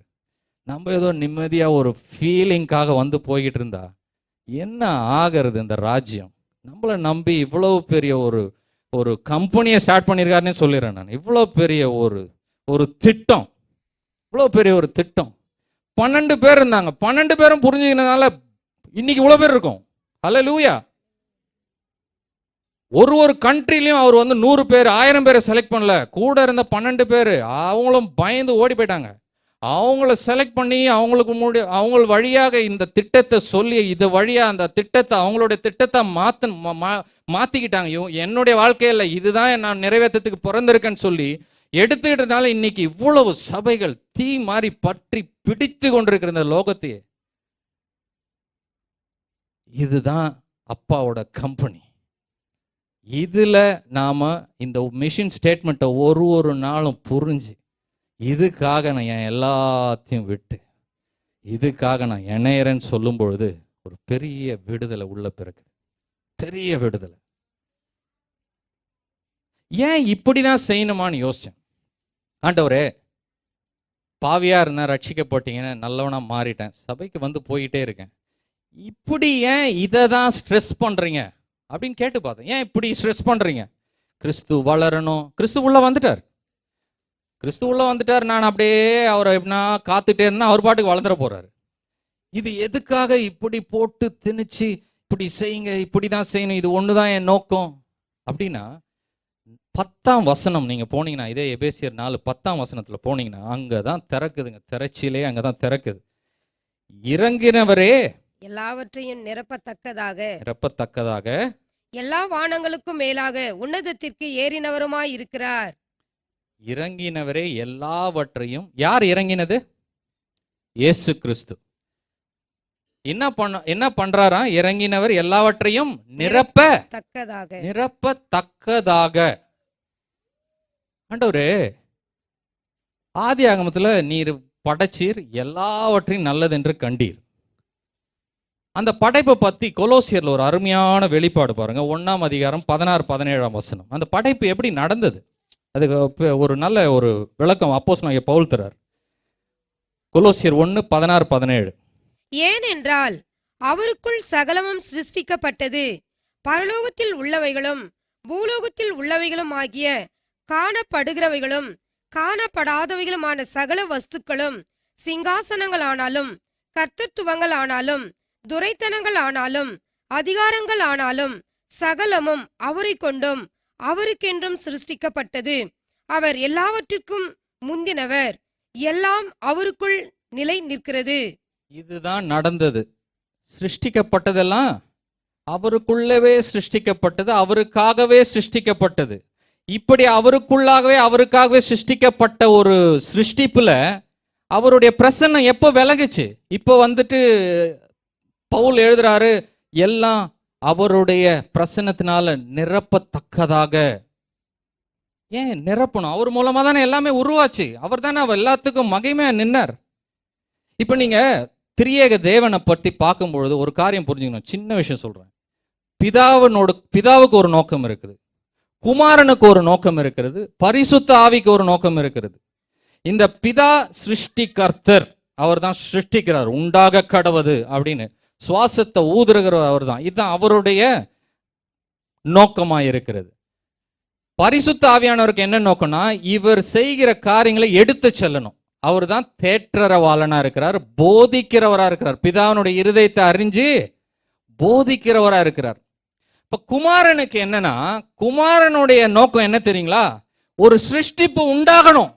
அதான் குமாரனுடைய நோக்கமே. சிருஷ்டிப்பு எதுக்காக உண்டாச்சு? அவருக்காக, அவருக்குள்ளாக, அவர் மூலமாய் உண்டாயிற்று. அப்ப குமாரனோட நோக்கத்தை நிறைவேற்றதான் சிருஷ்டிப்பே உண்டாச்சு. நிறைய பேர் தலையில அடிச்சுக்கிறாங்க, ஏன் தான் இந்த உலகத்தை படைச்சாரு, இவ்வளவு பிரச்சனையா இருக்குது, எங்க பார்த்தாலும் பிரச்சனையா இருக்கு, இதை எதுக்கு படைச்சாரு, பாவத்தை அலோவ் பண்ணாரு, அந்த சாத்தான அன்னைக்கே ஒழிச்சு தள்ளி இருக்க கூடாதா, அவனை உள்ள விட்டு இவ்வளவு பிரச்சனை வேணுமா, ஏன் இதை படைச்சாரு, ஏன் படைச்சாரு தெரியுங்களா, அப்பதான் குமாரன் என்ற ஒரு ஸ்தானத்திற்கு நோக்கமே முழுமையடைகிறது. அவருக்குள்ளாக, அவர் மூலமாக, அவருக்காகவே உலகம் படைக்கப்பட்டது. அதனால நீங்களும் நானும் படைக்கப்பட்ட காரணம் என்னன்னா, கிறிஸ்துவை பிரதிபலிக்கும்படியாக, அவருடைய நோக்கத்தை நிறைவேற்றுறதே ஒரு மனுஷன் சிருஷ்டிக்கப்படும் பொழுது. சிருஷ்டிப்பே அவருக்காக தான் உண்டாச்சு. அதனால சிருஷ்டிப்பு மேல கோவப்படாதீங்க. சிருஷ்டிப்பு மேல கோவப்பட்டீங்கன்னா பிதானுடைய நோக்கத்து மேல கோவப்படுறீங்க. பிதானுடைய நோக்கத்து மேல கோவப்படும் போது குமாரனுடைய நோக்கத்து மேல கோவப்படுறீங்க. சிருஷ்டிப்பை சரியா தான் படைச்சார், பரிபூர்ணமாக படைச்சார். இதையெல்லாம் என்ன ஆயிடுச்சுன்னா, மனுஷன் பாவத்துல ஆண்டவரை சந்தேகப்பட்டு ஆதாம் வித்துட்டான். அவன் எல்லாத்தையும் விட்டு சாத்தானை கொடுக்கும்பொழுது என்னாச்சு, அவருடைய எல்லா சிருஷ்டிப்பும் பூலோகமும் பரலோகமும் அவர் பிரசன்னத்தினால் நிரம்பிருந்தது வெறுமையாய் போச்சு. எல்லாம் ஆதியாகமத்தில் படிச்சிருப்பீங்க இல்லையா. அதுக்கப்புறம் சாபம் உள்ள வருது, வியாதி உள்ள வருது, எப்படி பிள்ளைகள் வலியோடு பெற்றெடுக்கப்படுவார்கள், வேலை எப்படி வேர்வையாய் சிந்தப்பட்டு தான் வேலை நடக்கும், எல்லாத்தையும் நம்ம படிக்கிறோம். அதனால இதுல என்ன ஆயிடுச்சுன்னா, இந்த சிருஷ்டிப்புல ஒரு பெரிய பிளவு வந்தது. அதை தான் இங்க எபேசியர் 10 சொல்றாரு, எல்லாத்தையும் நிரப்பத்தக்கதாக. இதுக்காக தான் அவருடைய மிஷினே வெளியே வருது. இதை இயேசுவை ஒத்துக்கிறார். இப்படிதான் ஒரு பிரச்சனை ஆயிடுச்சுன்னு இயேசு ஒத்துக்கிறார். ஏதோ யாரோ சொல்லி இல்லை, ஏதோ அப்போஸ்தலனாகிய பவுல் சொல்லியோ இல்லை யாரோ ஒரு தீர்க்கதரிசி சொல்லியோ இல்லை, இயேசுவே இந்த இடத்துல வந்து சொல்றாரு. யோவான் 12 அதிகாரம் 31 யோவான் 12 அதிகாரம் 31 இப்பொழுதே இந்த உலகத்துக்கு நியாய தீர்ப்பு உண்டாகிறது. இப்பொழுதே இந்த உலகத்தின் அதிபதி புறம்பாக தள்ளப்படுவான். உலகத்துக்கு அதிபதி யாராங்க? பிசாசு. அது யார் சொல்றது? யார் மூலமா எல்லாம் உண்டாச்சோ, யார் எல்லாத்தையும் நிரப்பி இருந்தாரோ அவரே சொல்றார், அதிபதி நான் இல்லை, இப்பிரபஞ்சத்தின் அதிபதி வேற ஒருத்தன் இருக்கிறான், அவனை தள்ளதான் நான் வந்திருக்கிறேன். அவருடைய நோக்கத்தை நிறைவேற்றும்படியாக வந்தார். பாவிகளை ரட்சிக்கும்படியாக வந்தது ஒரு பக்கம், நாம பரலோகம் கூட்டிட்டு போறது அதெல்லாம் ஒரு பக்கம். அவருடைய நோக்கம் என்ன தெரியுங்களா? எல்லாத்துலயும் நான் இருக்கணும். என் நோக்கமே சிருஷ்டிப்பு என் மூலமா உண்டாகணும், அந்த சிருஷ்டிப்பு என் மூலமா இயக்கப்படணும். அதுக்கு தடையா இருக்கிற இந்த பிரபஞ்சத்தின் அதிபதியை வெளியே தள்ள நான் மனுஷனா பிறந்திருக்கேன். ஏன் ஒரு மனுஷனா பிறந்தவனை வெளியே தள்ளுறாரு? நான் ஒரு மனுஷன் ரீதியில ஒரு சரீரத்துல இருந்து தான் அதை வித்தான் இந்த உலகத்தை. அதனால அந்த சரீரத்துல வந்துதான் அந்த நோக்கத்தை நிறைவேற்றியே ஆக வேணும்னு ஆவிக்குரிய ரீதியில ஒரு சில நியமானங்கள் இருக்கு. ஆவியில நடந்ததை ஆவியில சரி பண்ணிடலாம், சரீரம் வழியாக நடந்ததை சரீரம் வழியாக தான் சரி பண்ணணும். அதனாலதான் காலம் நிறைவேறின போது கிறிஸ்து மாமிசமாய் பிறக்கிறார். இதுதான் இந்த கம்பெனியோட அஜெண்டா. நம்ம அப்பாவுடைய கம்பெனி, அந்த கம்பெனி பேரு சர்ச்ன்னு வச்சுக்கோங்க, கிறிஸ்டியானிட்டின்னு வச்சுக்கோங்க, எது வேணா வச்சுக்கோங்க. ஆனா இந்த கம்பெனியோட அஜெண்டா கிறிஸ்து எல்லாவற்றிலும் நிரப்பப்படணும். இதனாலதான் இதை பெரிய குறிக்கோளா பிதா எடுத்துக்கிட்டு இருக்கார். இதுக்காக தான் சிருஷ்டிப்பு உண்டாச்சு. என்னுடைய குமாரனுடைய பிரசன்னம் திருப்பியும் எல்லாத்திலையும் நிரப்பப்படணும். அதற்காக தான் சுவிசேஷங்களை ஏற்படுத்துறேன், அதற்காக தான் போதகர்கள் ஏற்படுத்துறேன், அதற்காக தான் எல்லாவற்றையும் ஏற்படுத்தி இருக்கிறேன்னு பிதா சொல்லுகிறார். பாருங்க, நீங்க நம்முடைய பிறப்பை பார்த்தீங்கன்னா ஒரு பெரிய வியக்கத்தக்க அளவுக்கு இருக்கும். மத்தேயு 28:18. அப்பொழுது இயேசு சமீபத்தில் வந்து அவர்களை நோக்கி, வானத்திலும் பூமியிலும் சகல அதிகாரமும் எனக்கு கொடுக்கப்பட்டிருக்கிறது. என்னாச்சு? இப்பிரபஞ்சத்தின் தேவன் தள்ளப்படுவான்னு சொன்னாரு. அந்த தள்ளப்படுறதுக்கு உண்டான நியாய தீர்ப்பு, அதற்கு தேவைப்படுகிற பலி எல்லாத்தையும் செலுத்திட்டு உயிர்த்தோடு எழுந்து என்ன சொல்றாரு? எல்லாம் மீண்டும் எனக்கு கிடைச்சிடுச்சு, எனக்கு கிடைச்சிடுச்சின்னு அப்ப சொன்னவரு இப்ப ஏன் எல்லாத்திலையும் நிரப்பத்தக்கதாக அப்படின்னு சொல்றாருன்னா, எல்லாத்துக்கும் மேல இருக்க அந்த இருட்டை விளக்கிட்டாரு. ஆனா நாம நம்பிக்கிட்டு இருக்காரு, என்னுடைய பிரசன்னத்தை, என்னுடைய முழுமைய நீங்க இப்ப எடுத்து நிரப்பணும். நீங்க ஒவ்வொரு நாளும் கொடுக்கப்பட்ட தருணத்துல முதல்ல நீங்க நிறையணும். நீங்க நிறைஞ்சு அது வழிஞ்சோடி எல்லாத்தையும் நிரப்ப தக்கதாக நம்மை தெரிந்து கொண்டிருக்கிறார். விட்டு போனதை அவர் ஒத்துக்கிட்டாரு. பிசாசு தான் பிரபஞ்சத்தின் அதிபதி. அதுக்கு செலுத்த வேண்டியதை செலுத்தி மத்தேயு 28 வந்து எனக்கு எல்லாம் கொடுக்கப்பட்டு விட்டது, இப்பொழுது நீங்கள் கிளம்புங்கள், பிசாசுடைய வல்லமை தகர்க்கப்பட்டு இப்பொழுது நீங்கள் கிளம்புங்கள் என்று சொல்லுகிறார். இப்ப ஏன் இந்த விதத்துல இவர் சிருஷ்டிப்பை இவ்வளவு துல்லியமா பார்க்கிறாருன்னா, நாம அப்படி பார்க்க ஆரம்பிக்கும் பொழுதுதான் அப்ப புரியும். இப்ப பாருங்க, ஒரு பிறப்புன்னு எடுத்துக்குங்க. ஒரு பிறப்பு, தேவன் சுவாசத்தை ஊதி ஆதாமை ஜீவனடைய செய்கிறார். ஒரு ஆத்துமா பிறக்கிறது. நாம ரட்சிக்கப்படும் பொழுதும் நீங்க பாத்தீங்கன்னா, ஆதி அப்போஸ்தலர் எப்படிங்க, ஒரு சபை எப்படி தொடங்குகிறது? அப்போஸ்தலர் 2ல படிச்சீங்கன்னா 2, 2, 3, 4 நீங்க வீட்டுக்கு போய் படிங்க. எல்லாம் தெரிஞ்ச இடம்ன்றதுனால சொல்றேன்ட்டம்மா, நேரம் இல்லாதபடினால. எல்லாருக்கும் தெரியும், அங்க 120 பேர் காத்து கொண்டிருக்கிறாங்க. எப்படி ஏதேன் தோட்டத்துல சுவாசத்தை ஊதுனாரோ அதே போல அந்த பெந்தேகோஸ்தே நாள்னு ஒரு நாள்ல சுவாசத்தை ஊதுறார். ஊதி சபை உயிர்ப்பிக்கப்படுகிறது. ஹல்லேலூயா. அவர் பாருங்க, அவர் இறங்கி வந்து ஏதோ உங்க வாழ்க்கையில் இருக்கிற கொஞ்சம் சிக்கல்களை எடுத்து போட்டு உங்களை எப்படியா நல்லவனாக்கணும் இல்லை. அவர் நம்மளை பார்க்கறதே, நீ செத்தவனா இருக்கிற, நான் உனக்கு ஒரு உயிரை கொடுக்க வந்திருக்கிறேன் அப்படின்ற. மதம் தான் அதை செய்யும். கெட்டவனை நல்லவனாக்குறது, பொல்லாதவனை திருத்த ட்ரை பண்றது. அவர் சைக்கியாட்ரிக் சென்டர் ரன் பண்ணல, ஒரு ரிலீஜியஸ் சென்டர் ரன் பண்ணல. அவர் வந்து சிருஷ்டிப்பின் தேவன். அவர் கண்களுக்கு எல்லாமே மீண்டுமாய் ரூட் லெவல்ல இருந்து, வேர்ல இருந்து சரிப்படுத்தப்படணும். ஹல்லேலூயா. அதனால நாம எப்படி வந்து நம்ம கிறிஸ்துவலாம் நாம எப்படி பார்க்கிறோம் நம்மள? நான் அப்படியே இருந்தேன் பிரதர். ஒரு நாள் ஒரு ஃப்ரெண்டுக்கு சபைக்கு கூப்பிட்டு போனா, அங்க அந்த மெசேஜ் என்ன தொட்டுச்சு. நான் ஆண்டவரே இயேசுவேன்னு ஏத்துக்கிட்டேன். அப்படி சாதாரணமா முடிச்சிடறோம். செத்தவன் உயிரோட வந்திருக்கிறான்னு என்னைக்கு ஒரு கிறிஸ்துவனை பார்க்கறானோ தன்னை பத்தி, அன்னைக்கு தாங்க சரியான அறிவு கிடைச்சிருக்கு இந்த ரட்சிப்பை பத்தி. ஹல்லேலூயா. எபேசியர் 2 இதை படிச்சே ஆகணும். எபேசியர் 2:1. எபேசியர் 2:1. அக்கிரமங்களினாலும் பாவங்களினாலும் மரித்தவர்களாய் இருந்த உங்களை உயிர்ப்பித்தார். அன்னைக்கு மண்ணை செஞ்சு உயிர்ப்பித்தார், இன்னைக்கு செத்தவங்களை உயிர்ப்பிக்கிறார். சிருஷ்டிப்பில் அவர் என்னைக்கும் மாற போறதே இல்லை.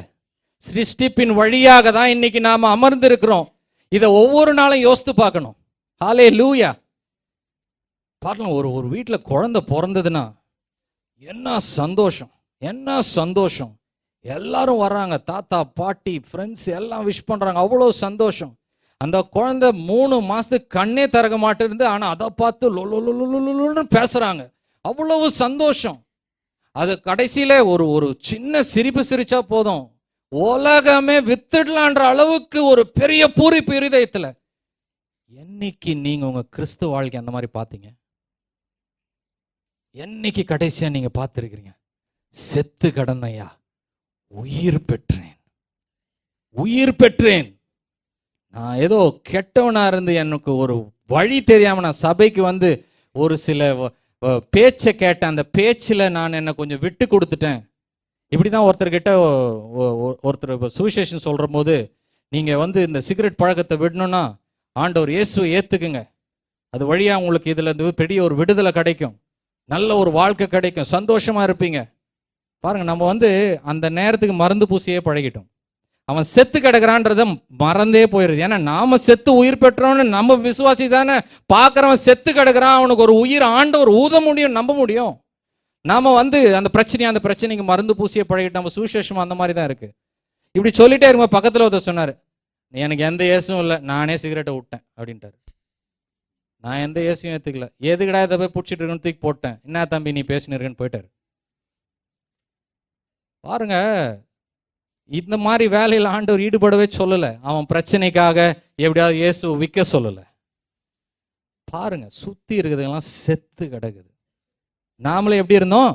நாம முதல்ல செத்து கடந்தோன்றதை நம்பினாதான் உயிர் பெற்றோம் என்ற ஒரு வெளிப்பாடு வரும். நாம உயிர் பெற்றோம் என்ற வெளிப்பாடு வந்தாதான் ஒரு நாளும் சந்தோஷம் இருக்கும்.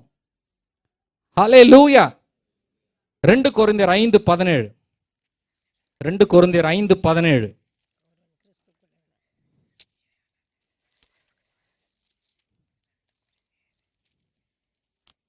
இப்படி இருக்க ஒருவன் கிறிஸ்துக்குள் இருந்தால் புது சிருஷ்டியாய் இருக்கிறான், பழையவைகள் ஒழிந்து போயின, எல்லாம் புதிதாயின. ஒருவன் கிறிஸ்துவுக்குள் இருந்தால் புதிய சிருஷ்டியா இருக்கிறான். இத சரியா புரிஞ்சுக்கலன்னா அந்த வசனம் எப்படி திரும்ப நம்ம எழுத ஆரம்பிச்சிரும். ஒருவன் கிறிஸ்துவுக்குள் இருந்தால் நல்லவனா இருப்பான், ஒருவன் கிறிஸ்துவுக்குள் இருந்தால் பிரச்சனை வராமல் இருப்பான். அப்படி நம்ம இருக்கிற பிரச்சனையெல்லாம் எடுத்து இந்த வசனத்துக்கு போட்டு கூட்டி கூட்டி பேச ஆரம்பிச்சிருவோம். ஒருவன் கிறிஸ்துவுக்குள் இருந்தால் அவன் புதிய சிருஷ்டி. புதிய சிருஷ்டினா என்ன தெரியுங்களா? அந்த நாமான் கதை தெரியுங்களா? 7 தடவை முங்கிட்டு அந்த புது சரீரம் வந்து பாருங்க. நம்ம அந்த மாதிரிலாம் யோசிச்சு பார்க்கறது இல்லை நம்ம வாழ்க்கையை. நம்ம வந்து கம்பேர் பண்ணி தான், நான் வந்து பாவி தான், ஆனால் அவன் அளவுக்கு மோசமா இல்லைங்க. நான் அவன் அளவுக்கு மோசமா இல்லை. ஏன் சபை தெரியுமா? ஒரு சிலரை பார்த்து இவெல்லாம் வந்து இவ்வளோ பண்ணிட்டு பைபிள் தூக்கின்னு சபைக்கு போறானே எப்படின்னா, ஏன் தெரியுமா அப்படி பேசுறாங்க? அவங்க வந்து அவங்களுடைய நன்னடைத்துல தான் கிறிஸ்துவ வாழ்க்கையை வாழ்றாங்க. அவங்களுக்கு புரியல நாம செத்து கிடந்தோம். அப்படி பார்த்தா அவனையும் அப்படிதான் பார்ப்பாங்க. அவனுக்குள்ள சாவு வேலை செஞ்சுக்கிட்டு இருக்கு, அதனால தான் அவன் அப்படி இருக்கான். அவனுக்குள்ள இயேசுவனோட உயிரை கொடுங்க, சரியாயிடுவான்ற ஒரு பெரிய தெளிவு வரும். நம்ம கம்பெனி, நம்மளுடைய எஜமான் வேற மாதிரி திங்க் பண்றாரு, வேற மாதிரி வேலை செய்யறாரு. ஹல்லேலூயா. எல்லாரும் சவுலை பார்த்து சபிச்சு கொட்டி இருப்பாங்க அந்த காலத்துல. என்னடா இவன் பைபிளை தான் பேசுறான், பைபிளை படிச்சுட்டு சபையை அடிக்க போயிட்டு இருக்கான். அவன் பைபிளை தப்பா புரிஞ்சுக்கிட்டான், அவனுக்கு சொல்லி கொடுத்தவங்க தப்பா சொல்லிக்கிட்டு இருக்காங்க. ஆனா சபையை எரிச்சிட்டு சேவான் தலையை வெட்டிட்டு அவனை நசுக்கிட்டு கிளம்பும் போது ஆண்டவர் வராரு. அவன் மேல கோவமே போடல. ஏன் தெரியுமா? அவன் செத்து கிடக்குறான். அவனுக்கு உயிர் வந்தா அவன் சரியாயிடும். உயிரை கொடுத்தாரு, அவன் சரியாயிட்டான். இருக்கீங்களா? நாமளா இருந்தா அந்த சவுல தனியா தள்ளிட்டு போய் ஆண்டவரே என்ன மன்னிச்சிருங்க, இந்த பாவத்தை முடிச்சிடறேன் இன்னைக்கு கூட நசுக்கிட்டு இருப்போம். ஏன்னா ஸ்தேவான் என் சகோதரன், அடி அவனை நசுக்கன்னு நான் பார்த்தேன். எங்கன்னு துரத்தி மறைஞ்சு இருந்து எப்படின்னா போய் கும்பலா கிளம்பி அவனை காட்டு வழியா போய்கிட்டு இருந்தான், குதிரை மேல போய்கிட்டு இருக்கான். எப்படியாவது அவனை வழி எடுத்துட்டு போயிட்டு ஒரே நசுக்கிடலாம், மன்னிப்பு கேட்டு வெளியே வந்துடலான்னு கூட யோசிச்சிருப்போம். ஆனா ஆண்டவர் அப்படி பார்க்கல. ஆண்டவர் செத்தவன் அப்படிதான் இருப்பான். அவனுக்கு காட்சி அளிக்கிறார். பவுல், சவுலே சவுலே எவ்வளோ நாள், இந்த நான் தான் உண்மையான ஒளி, இயேசுவே அப்படின்னா வாழ்க்கையே மாறி போச்சு. என்னைக்கு செத்த நிலைமை இயேசுவினுடைய பிரசன்னத்துல வருதோ அது மாறி போயிடும், அது மாறி போயிடும். அதனால இங்க ஒரு சிலர் இருக்கலாம், எனக்கு என் நிலைமை ரொம்ப மோசமா இருக்குன்னு. ஒன்னே தெரிஞ்சுங்க நம்ம அப்பாவை பத்தி, நிலைமை செத்த நிலைமையா இருந்தா அது அவரோட பிரசன்னத்தை இழுக்க ஆரம்பிக்குது. இது வந்து என்னோட வாழ்க்கையில் ஒரு பெரிய பெரிய பெரிய விடுதலை கொடுத்துச்சு. பாருங்க எவ்வளவு நிலைமை மோசமாவதோ என் மனக்கண் எப்படி தெரியுங்களா? அப்பா வர்றதுக்கு ஏதோ சிச்சுவேஷன் ரெடி ஆயின்னு இருக்குது. ஏன்னா பாருங்க, மண்ணுகிட்ட முதல்ல ஊதுறாரு. ஹலோ, நீதிமான் மேல ஊதல, பரிசுத்தவான் மேல முதல்ல ஒரு மண்ணு ஜடம், அதுக்கு உயிர் கொடுக்கிறார். அடுத்த ஜடம் நாம பாவத்துல செத்து கிடக்கும்போது ஒரு அந்த செத்து கிடக்கிற நிலைமை, இயேசுவே ஆதாம் ஊதுனீங்களே என் மேல ஊதுங்கன்னு நம்ம ஆத்துமா அப்படி போச்சு. ஊதுனார் ஆவியானவரை, உயிர் பெற்றோம். ஒரு நாளும் உயிர் பெற்றோம்னு பாருங்க. நான் கிறிஸ்தவன், நான் இந்த சபை மெம்பர். சபை மெம்பர்னு பைபிள் இல்லை தெரியுங்களா? சபை மெம்பர் அப்படின்னு பைபிள்ல கிடையாது. ராஜ்யத்தின் அங்கத்தினர்னு இருக்கு, அம்பாசிடர்னு இருக்கு, இதெல்லாம் இருக்கு. ஆனா மெம்பர்லாம் கிடையாது. சிட்டிசன்ஸ், ஒரு அங்கத்தினர், அவரோட குடும்பத்துல ஒரு அங்கத்தினராக அவர் பார்க்கிறார். நம்ம நிலைமை ஆண்டவர் வேற மாதிரி பார்க்கிறார். நம்ம ஒரு நாள் நம்ம வாழ்க்கை எப்படி பார்க்கிறோன்றதுல தான் அந்த சிருஷ்டிப்பின் தன்மை வெளிப்பட ஆரம்பிக்குது. நம்ம சிருஷ்டிப்போடு இணையணும், நம்மளுடைய சபை அறிவோடு இணைஞ்சு வாழக்கூடாது, நம்மளுக்கு தெரிஞ்ச மனப்பான்மையோடு வாழக்கூடாது. அதனால சொல்றாரு, ஒரு கிறிஸ்துவுக்குள்ள வந்துட்டான் அவன் புதிய சிருஷ்டி, பழையவைகள் எல்லாம் ஒழின, பழையவைகள் எல்லாம் ஒழின. பவுல் சொல்றவன் அந்த பழையவைகள்னா பவுல் என்ன சொல்றாரு தெரியுமா? எனக்கு தெரிஞ்ச எல்லா அறிவும், நான் ரோமனா இருந்தேன், கிரேக்கனா இருந்தேன், எல்லாம் பரிசேயனா இருந்தேன், எல்லாம் குப்பை. ஏன்னா ராஜாவை பார்த்துட்டேன், என் ஆத்துமாக்குள்ள ஒரு உயிர் மீட்சி, ஒரு பெரிய பெரிய பெரிய புதுமை பிறந்து விட்டது.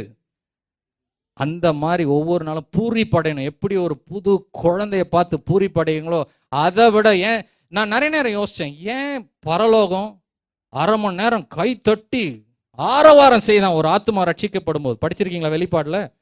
ஆரவாரமா பரலோகத்துல. ஏன் தெரியுங்களா? உயிர், இயேசுவனுடைய உயிர் இன்னொரு ஆத்துமாவை தொட்டு விட்டது. பரலோகம் நடுங்குகிறது, களி கூறுகிறது. ஆனா நம்ம கொஞ்ச நாள் அந்த களிப்புல இருந்துட்டு அதுக்கப்புறம் சோர்வாயிரும். அதுதான் பிரச்சனை. அதனாலதான் கிறிஸ்துவ வாழ்க்கையில அநேக ஏத்தம் இறக்கம் வெரி மூடி பீப்புள். ஒரு ஸ்டாட்டிஸ்டிக்ஸ் கேட்டுட்டு மனசே நொந்து போயிட்டேன். என்ன தெரியுமா சொல்லுதுங்க அந்த ஸ்டாட்டிஸ்டிக்ஸ்? சுயமரியாதை அப்படின்னு ஒன்று இருக்கு. அந்த சுயமரியாதையில ரொம்ப கீழ்த்தரமா இருக்கிறவங்க சபைக்கு போகிற கிறிஸ்தவர்களாம். சபைக்கு போகிற கிறிஸ்தவர்களாம். ஒரு சைக்காட்ரிஸ்ட், ஒரு எவாஞ்சலிஸ்டா இருக்கிறாரு. அவர் வந்து பேசுறாரு, என் கிளினிக்கு வருவாங்கங்க, ஏத்திஸ்ட் உள்ள வருவான், உனக்கு என்னடா வேணும்னா கரெக்டா சொல்லுவாங்க, இது இது இது என் லைஃப்ல இப்படி இப்படிலாம் இருக்கணும்ன்றான். உடனே நான் அவனுக்கு கவுன்சிலிங் கொடுப்பேன். எல்லாரையும் வர வச்சு அவர் கவுன்சிலிங் கொடுக்குறாரு. ஒரு கிறிஸ்தவன் வருவான், நான் இயேசுவை வணங்குறேன், சபைக்கு போறேன், உனக்கு என்ன வேணும், வாழ்க்கையில் என்ன நடக்கணும்னா அவனால ஒண்ணுமே சொல்ல முடியலங்க. வாழ்க்கைக்கு ஒரு அர்த்தமே இல்லாம இருக்கிறான், வருத்தமா இருக்குதுன்றார். மார்க் சிரோனா இவரோட சர்மன்ஸ் எங்கன்னா பாருங்க, அவர் பிசினஸ் டாக் தான் கொடுப்பார். பைபிள் எடுத்துவார், ஆனால் பிசினஸ் டாக் கொடுப்பார். அவர் சைக்காட்ரிஸ்ட், இவர் கவுன்சில் பண்றவர். அவர் சொல்றாரு, வேதனையோட சொன்னார் அந்த கன்வென்ஷன்ல, யூத் கன்வென்ஷன்ல. ஏன் நம்ம அப்படி இருக்கும் தெரியுங்களா? உயிர் அவரது இருக்குதுன்றத பார்த்துட்டோன்னு வச்சுக்கோங்க. இயேசுவோட உயிர் உள்ள இருக்குதுன்னா எப்படி இருக்கும் யோசித்து பாருங்க. அது உண்மை, அது உண்மை. நம்ம ரொம்ப ரியாக்டிவ் பீப்புள். எது ஒரு சிலதுக்கு ஒரு மாதிரி ரியாக்ட் பண்ணுவோம், இதுக்கு ஒரு மாதிரி ரியாக்ட் பண்ணுவோம். இப்போ வந்து ஒரு வாலண்டியர் உள்ள வராருன்னு வச்சுங்க. உள்ள வந்து உங்க காதல சொல்றாரு, பிரதர் ஒருத்தர் வந்து இந்த சாவி உங்களுக்கு கொடுக்க சொன்னாரு, ஒரு ப்ளூ கலர் ஆடி வெளியே நிக்குது உங்களுக்கு அப்படின்னு சொன்னாருன்னு வச்சுங்க. எவ்வளோ ஒரு பூரிப்பு வருது பார்த்தீங்களா? எவ்வளோ ஒரு மனசெல்லாம் ப்ளூ கலர். எந்த மெட்டாலிக் ப்ளூவா, டார்க் ப்ளூவா? ஆடினா அந்த 4 ரவுண்டு போட்டது தானே. ஐயோ, படத்துல தான் பார்த்துருக்கிறேன், வெளியே நிற்கிதா, பாஸ்டர் வேற இழுத்துனே போறாரு, போனா போய் பார்த்து பாருங்க எவ்வளோ ரியாக்ஷன்ஸ். ஆனா அப்படிதான் சொல்றாரு, நான் உன்னை உயிர்ப்பிச்சேன், உயிர்ப்பிச்சிருக்கேன். ஆதாம உயிர்ப்பிச்சு அவனை உலகத்துல விட்டார், நம்ம உயிர்ப்பிச்சு வலது பார்சல் அவரோட வீட்டிற்கு செய்திருக்கிறார். இதெல்லாம் பார்க்கணுங்க, எல்லாம் பார்க்கணும். இப்படி பார்த்தாதாங்க கிறிஸ்துவ வாழ்க்கை. நம்மளை பார்த்து ஒருத்தனுக்கு பொறாம வரணுங்க. எப்படிடா இப்படி வாழ முடியும்? எல்லாரும் அழுகுறாங்க, உன் முகத்துல ஒரு வாடை, ஒரு சோகம் இல்லை. எப்படி இப்படி நம்பிக்கை இருக்க முடியும்டா? பொறாம பொண்ணும் ஓடி வரணுங்க. அவன் ஆத்துமா ஏங்கணும். ஏதோ ஒண்ணு இவன் வாழ்க்கையில நடந்திருக்கு, என் ஆத்துமாவில் அது நடக்குமான்னு அவன் ஏங்கணுங்க. ஏன் ஏங்க மாட்டான்? அவனை மாதிரியே தானே நம்மளும் யோசிக்கிறோம் உலகத்தை பத்தி, அவனை மாதிரியே தானே வாழ்க்கையை பத்தி நாமளும் யோசிக்கிறோம், அவனை மாதிரியே தானே பேசிக்கிட்டே இருக்கிறோம். நிறைய நேரம் நாங்களும் வந்து ஒரு மாதிரி தவறி உலகத்தை போல பேசுவோம். நான் மனைவி கிட்ட டக்குன்னு சொல்லுவேன், ஏமா நம்ம டாக் லாங்குவேஜே சரியில்லைல்ல, லாங்குவேஜ் சரியில்லை, மனப்பான்மை மாறி போச்சு, மனம் திரும்புவோம். மனம் திரும்புறதுனா இருக்கிற கெட்ட பழக்கத்தை விடுறதில்ல. அப்பா மனசை புரிஞ்சிக்காம வேற மாதிரி யோசிக்கிற மனசு அவரை போல யோசிக்க ஆரம்பிக்கும் போது மனம் திரும்பிடுச்சுன்னு அர்த்தம். மனம் திரும்பணும். சந்தோஷப்படுங்க, நான் ஒரு ஆண்டவரோட பிள்ளைன்னு ஒவ்வொரு நாளும் சந்தோஷப்படுங்க. என்னை உயிர்ப்பிச்சு எழுப்பி இருக்கிறார், அவர் மறிச்சு என்ன உயிர்ப்பிச்சு எழுப்பி இருக்கிறார். இது சாதாரணமான செயல் இல்லை, இது சாதாரணமான செயல் இல்லை, மகத்துவமான செயல். இது போதுங்க, என் வாழ்க்கைக்கு நற்செய்தி வேற தேவையே இல்லைங்க. இருக்குங்களா வேற நற்செய்தி இருக்குமா? இந்த நோக்கத்துல நீங்க இருக்கும்பொழுது எந்த காரோ வீடோ இதெல்லாம் வந்து பாதிக்காது. நம்ம அதை எப்படி தெரியுமா பார்ப்போம்? அது உலகத்துக்குரியது, நான் பரலோகத்தோட இணைஞ்சிருக்கிறேன். அது கொஞ்ச நாள் ஓடும், தேஞ்சு போகும், துரு பிடிச்சு போகும். எனக்கு இருக்கிற அந்த அழைப்பு, எனக்கு இருக்கிற அந்த வித்து, இயேசுவின் வித்து, அது எதுவும் என்னை பிரிக்க முடியாது. வேற எதுவும் என்னை எக்ஸைட் பண்ண முடியாதியா. ஏன்னா என்னை வந்து நல்லவனா மாத்தல, என்ன கிறிஸ்தவனா மாத்தல, என்ன குமாரனா மாத்தி இருக்கிறார். பாருங்க, ஒரு அப்பாவுக்கு எப்போ ஒருத்தன் குமாரனா மாற முடியும்? பிறக்கணும். ஒருத்தன் வீட்டுல பிறந்தாதாங்க குமாரனே ஆக முடியும். இல்லைன்னா ஃப்ரெண்டோட பிள்ளையாதான் உள்ள வரணும். இல்லைன்னா ஏதோ யாரோ ஒருத்தர் ரெக்கமெண்ட் பண்ணி கொஞ்ச நேரம் இங்க உட்காந்துட்டு போயிடுன்னு சொல்ற மாதிரி தான் உள்ள வர முடியும். அந்த மாதிரி மனப்பான்மையில தான் வந்துகிட்டு இருக்காங்க சபை. வேண்டாம், நீங்க அப்பாவோட பிள்ளை, பெத்து எடுத்திருக்கிறார். அல்லேலூயா. கர்ப்ப வேதனைப்பட்டார் சிலுவையில, சும்மா இல்லை. மனுஷனா பிறக்கிறதுன்றது எவ்வளவு பெரிய கொடூரம் தெரியுங்களா? ஒரு மகத்தான தேவனுக்கு இந்த சரீரத்துக்குள்ள வந்து உட்காந்துக்கிட்டு எதையும் செய்ய முடியாம எல்லாவற்றுக்கும் அடங்கி கடந்து 33 வருஷம் இருக்கிறது சாதாரணமா நினைக்கிறீங்களா? ரொம்ப கஷ்டங்க. அது எப்படி தெரியுமா இருக்குது? பிரசிடென்ட் ஒபாமாவை நீ ஒரு வாரம் ஸ்வீப்பிங் டியூட்டி பண்ணுன்னு சொல்ற மாதிரி இருக்குது. பிரசிடென்ட் ஒபாமா உலகத்தையே இப்படி இப்படி அசைக்கிறவர். அவர் சொன்ன எல்லா லீடரும் வரணும். அவருக்கு ஒரு வாரம் வேணாங்க, ஒரே மணி நேரம் நீ இந்த மாதிரி இந்த ட்ரெஸ்ஸை போட்டு ஸ்வீப்பிங் டியூட்டி பண்ணுன்னு சொல்றதை விட இது ரொம்ப கஷ்டமான விஷயம். உலகத்தையே அவருக்குள்ளாக படைச்சு அவர் அந்த உலகத்துக்கு அடங்கி நம்மளை பெத்தெடுக்கும்படியாக 33 வருடம் சுமக்கிறாரு. அந்த உயிரை சுமக்கிறார். அதுக்கப்புறம் மறிச்சு அந்த ஞாபகங்களை செலுத்தி விட்டு இன்னைக்கு நம்ம ஜீவனோட புது சிருஷ்டிகள். ஒருவன் கிறிஸ்துவுக்குள் இருந்தால் அவன் புதிய சிருஷ்டி. இதுதான் ஃபர்ஸ்ட் இருக்கணும் நம்ம மைண்ட்ல. கிறிஸ்தவன், விசுவாசி, சபை மெம்பரு, நல்லவன், கெட்டவன், ஆவிக்குரியவன், இதெல்லாம் அதோடைய குட்டி பசங்க. மெயின் ஜீவனுள்ள தேவனுடைய குமாரன். அவர் சுவாசத்தை ஊதி எனக்கு உயிரை கொடுத்திருக்கிறார். இப்படி ஒரு நாளும் தொடங்கும் பொழுது நம்ம பாஸுக்கு அவ்வளோ சந்தோஷம் இருக்கும். இந்த மாதிரி ஆளை வச்சு தான் இந்த கிரியேட்டிவ் திங்ஸ் எல்லாம் பண்ண முடியும். ஏன்னா அவன் கிரியேட்டிவ்லயே வாழ பார்க்குறான். பாருங்க, எப்போ ஒரு மூச்சோட இணைஞ்சிட்டோம்னு வச்சுங்களேன், ஒரு மூச்சு, அவர் சுவாசம் ஊதி என்ன படைச்சார். சபை அப்படிதான் உருவாச்சின்னு அப்படி அதே யோசிக்கும் போது மூச்சு கூட இணையும் போது என்ன ஆகும்னா இருதயத்து கூட இணைய ஆரம்பிச்சிருவோம். பிதாவனுடைய மூச்சோடு இணையும் போது பிதாவனுடைய இருதயத்துக்குள்ள இணைய ஆரம்பிச்சிருவோம். பிதாவுடைய இருதயத்தில் இணையும் போது அவருடைய நோக்கங்கள் நம் நோக்கங்களாக மாற ஆரம்பிக்குது. அவருடைய மிஷின் நம்மளோட மிஷினா மாற ஆரம்பிக்குது. ஒரு நாளும் நம்ம சிருஷ்டிப்பை பத்தி தான் யோசிப்போம். இருக்கிறவங்களெல்லாம் எவ்வளோ ஜெபிச்சாலும் இந்த பாரு எவ்வளோ சொன்னாலும் திருந்த மாட்டான்னு பார்க்க மாட்டோம். சத்தம் அப்படிதான் இருப்பான். அவனுக்குள்ள உயிரை கொடுக்கறதுக்கு என்ன வச்சிருக்கிறார். அவன் உயிர் பெற்றானா சரியாயிடுவான். யாரையும் சபிக்காதீங்க. எவ்வளோ நாள் ஜெபிச்சாலும் எவ்வளோ சொல்லி பார்த்தாலும் திருந்த மாட்டான். செத்தம் அப்படிதான் இருப்பான். செத்த நிலைமை அப்படிதான் ரியாக்ட் பண்ணும். என்னைக்கு அவன் மாற முடியும்னா இந்த உயிர், இந்த மூச்சு உங்களுக்குள்ளாக நிரம்பி நிரம்பி கிறிஸ்துவ சாயலும் ரூபமும் பெருக பெருக அவனுக்குள்ளாக போய் கலந்து விடுகிறது. இதுக்கு தான் இந்த கம்பெனி ரன் பண்ணிக்கிட்டு இருக்கிறார். ஹல்லேலூயா.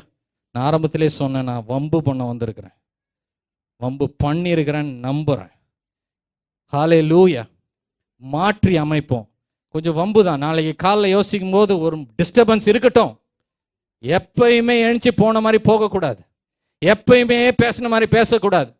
இந்த சிருஷ்டிப்பு, இந்த எபேசியர் 4:10 தான் புதிய ஏற்பாட்டின் ஆதி ஆகமமா நான் எடுத்துக்கிறேன். எபேசியர் 4:10 புதிய ஏற்பாட்டின் ஆதி ஆகமம். அவர் எல்லாவற்றையும் நிரப்பத்தக்கதாக இந்த ஊழியத்தை தெரிஞ்சு கொண்டிருக்கிறார். இதற்காக தான் ஏற்படுத்தியிருக்கிறார். இதற்காக தான் நான் இங்க இருக்கிறேன். எல்லாத்தையும் நிரப்பணுமா அவரு. அங்கதான் கிறிஸ்டியானிட்டி தொடங்குது. ஒரு கிறிஸ்தவன் ஆண்டவர் ராஜ்யத்துக்குள்ளாக வந்தவன் இங்க தான் தொடங்கணும். 4:10 எபேசியர் 4:10 எல்லாவற்றிலும் அவருடைய பிரசன்னம் நிரப்பத்தக்கதாக பிதா என்னை தெரிந்து கொண்டிருக்கிறார். ஒரு ஊழியத்தை கொடுத்திருக்கிறார். நீங்க சொல்லலாம், எனக்கு அப்போஸ்தலர் ஊழியம் கிடையாது, எனக்கு சுவிசேஷகர் ஊழியம் கிடையாது, எனக்கு போதகர் ஊழியம், எனக்கு பாஸ்டர் ஊழியம் கிடையாது. ஆனா போதகர் என்ன தெரியுங்களா? டீச்சர். மைண்டு யோசிக்க முடியுமா? ஒரு கேள்வி கேட்டா உங்களால பதில் சொல்ல முடியுமா? உங்க பேர் என்னன்னா சொல்லுவீங்களா? எங்க வேலை செய்யறேன்னு சொல்லுவீங்களா? உங்களை பத்தி சொல்லுங்கன்னா ஒரு 10 நிமிஷம் சொல்லுவீங்களா? நீங்க டீச்சர். ஒரு மைண்ட் யோசிக்க முடியணும், ஒரு வாய் பேச தெரியணும், அது போதுங்க டீச்சரா இருக்கிறதுக்கு. ஹல்லேலூயா. எல்லாருக்கும் டீச்சருடைய அனுபவம், அந்த போதகருடைய அனுபவம், அந்த ஒரு கிஃப்டை எல்லாருக்கும் கொடுத்திருக்கிறார். நீங்க நான் ஒரு கம்பெனியில ஒரு கேவலமான வேலையில ஒரு ஸ்வீப்பரா இருக்கிறேன்னு, நீங்கள் உங்களுக்குள்ள டீச்சரை வச்சிருக்கிறார். எல்லாருக்குள்ளேயும் அதை வச்சிருக்கிறார். அதற்காக ஒரு பெரிய வரம்லாம் தேவையில்லை. அப்பா சொல்றத அந்த நேரத்துல சொல்றத, அவருக்கு சொல்லி கொடுக்கறத, அவர்த படிச்சதை அப்படியே பகிர்ந்துக்குங்க. அதான் டீச்சிங். ஹல்லேலூயா, ஹல்லேலூயா. இதை ஒரு நாளும் யோசிச்சு பார்ப்போம். இதற்காக பிள்ளைகளுக்கு சொல்லி கொடுத்து அடுத்த ஜென்ரேஷனாவது சபை வந்து அப்படியே கொழுந்து விட்டு எறியணுங்க. அந்த பசங்க ரட்சிக்கப்பட்டு ஆண்டவரனும் போது இதுலயே தொடங்கிடணுங்க. டைம் வேஸ்டே ஆகக்கூடாது. பசங்களுக்கு உட்காந்து சொல்லி கொடுங்க. இதுக்கு தான் நீ பிறந்திருக்க. மகனுக்கு உட்காந்து சொல்லி கொடுங்க, மகளுக்கு உட்காந்து சொல்லி கொடுங்க. இந்த கூப்பாடு போடுற இந்த உலகத்தில் இருக்கிற பொம்பளைங்க மாதிரி, ஐயோ காலம் ரொம்ப மோசமாக போயிடுச்சுங்க, என்னென்னவோ வந்துடுச்சுங்க, எப்படி பசங்களை வளர்க்குறதுனே தெரில, அங்கே அது நடந்துச்சு தெரியுமா, இங்கே இது நடந்துச்சு தெரியுமா, செய்தி கேட்டிங்களா, பசங்களை இனிமேல் வளர்க்க முடியுமா, எவ்வளோ கஷ்டங்க, நான் வேற பொண்ணை பெற்று வச்சிட்டு இருக்கேன், எப்படி தான் வளர்க்க போறனோ தெரில, எங்கே பார்த்தாலும் ஆபாசமாக ஆகிப்போச்சு, பசங்க செய்தி கேட்டிங்களா, ஒருத்தனும் நல்லவனே இல்லை, இன்டர்நெட் வந்துடுச்சு, டெக்னாலஜி வந்துடுச்சு, பசங்க ஏங்க ஒரு பிசாசு இவ்வளோ செய்ய முடியும்னா உயிர் கொடுத்த தேவன் எவ்வளோ செய்ய முடியுங்க? ஏங்க உட்காந்து கூப்பாடு போட்டுட்டு இருக்காங்க சபை? ஜீவனுள்ள தேவன் ஒன்னு இருட்டா இருக்கும் போது வெளிச்சத்தை உண்டாக்கி எல்லாத்தையும் உருவாக்கக்கூடிய அப்பா இருக்கும் போது இவன் இவ்வளவு செய்ய முடியும், எங்க அப்பா அதிகமா செய்வாரியா? ஹல்லேலூயா. ஆண்டவர்கிட்ட கேளுங்க, ஆண்டவர் என் கம்பெனியே உங்களை வணங்கணும் ஆண்டவரே, கேளுங்க ஐயா. தேசத்தெல்லாம் கேட்க வேணாம், கூட இருக்க 10 பேருக்காக நில்லுங்க, குடும்பத்துக்காக நில்லுங்க. ஐயோ எவ்வளோ பண்ணாலும் அவன் அப்படிதாங்க இருக்கிறான், நான் ஒரு 10 நிமிஷம் ஜெபிச்சா அவன் 3 மாசத்துக்கு மோசமாயிடுறான், திருப்பி 3 மாசம் கழிச்சு கொஞ்சம் நல்லவனா மாறிச்சு, ஏதோ ஆண்டவர் செய்யறாருன்னு நினைச்சேன், 3 மாசத்துக்கு முன்னாடி இந்த விட கேவலமாயிட்டான், மறைச்சோம் அப்படிதான் இருப்பான். நம்ம உட்காந்துட்டு பிசாசுக்கு மகிமை செலுத்திக்கிட்டே இருக்கக்கூடாது. ஐயோ என்ன பயங்கரமா செய்யறான், என்ன பயங்கரமா செய்யறான், இதுக்காக நம்ம நாவை யூஸ் பண்ணக்கூடாது, நம்ம மைண்டை யூஸ் பண்ணக்கூடாது. இதுலலாம் மெடிடேஷன் பண்ண, நம்ம மெடிடேட் பண்ண வேண்டியது அப்பா இருதயம் ஒன்று இருக்கு, அதை மெடிடேட் பண்ணணும். ஏங்க விழுந்து போனவன் அட்லீஸ்ட் ஆண்டவர் மறிக்கிறதுக்கு முன்னாடியாவது அவனுக்கு வந்து கொஞ்சம் வல்லமை இருந்தது. ஆண்டவர் சொன்னார் இந்த பிரபஞ்சத்தின் அதிபதி, அவனை கிழிச்சு எரிஞ்சிட்டு அவன் இவ்வளோ சாதிக்க முடியும்னா அவரோடு இணைஞ்ச ஒவ்வொரு பிள்ளையும் எவ்வளவு சாதிக்க முடியும்? ஹல்லேலூயா. அவனால சிருஷ்டிக்க முடியுமா? பிசாசால இருக்கிற சிருஷ்டிப்பை கொஞ்ச நேரம் அலைச்சடிச்சு பார்க்க முடியும். பச்சையா இருக்கிற ஒரு மரத்தை ஒரு பாலைவனத்தை ஒரு அப்படியே வறட்சியாக்க முடியும். ஒரு மாதிரி அந்த மாதிரி தான் செய்ய முடியும். ஒரு செழிப்பா இருக்கிற இடத்துல கொஞ்ச நேரம் கொஞ்சம் வறட்சியை கொண்டு வர முடியும். ஒரு நல்ல வைப்ரண்டா இருக்கிற ஒருத்தனை கொஞ்ச நேரம் செத்த நிலைமையில தள்ள முடியும். ஆனா உயிர் எடுக்க முடியாது. உயிர் கொடுக்கிறவர் நம்ம ஆண்டவர், அவனால உற்பத்தி செய்ய முடியாது. ஹல்லேலூயா. ஒரு நாளும் ஒரு ஜெயத்தோட என்ஷணும்.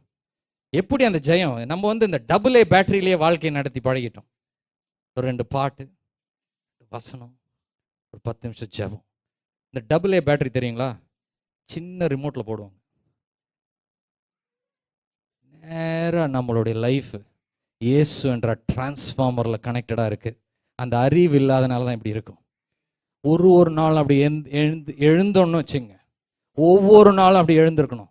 சிருஷ்டிப்புக்காக என்னை எழுப்பி இன்னைக்கு வெளியே தள்ளுறாரு, சிருஷ்டிக்க போறார், செத்தவர்களை எழுப்ப போறார், விடமாட்டார்.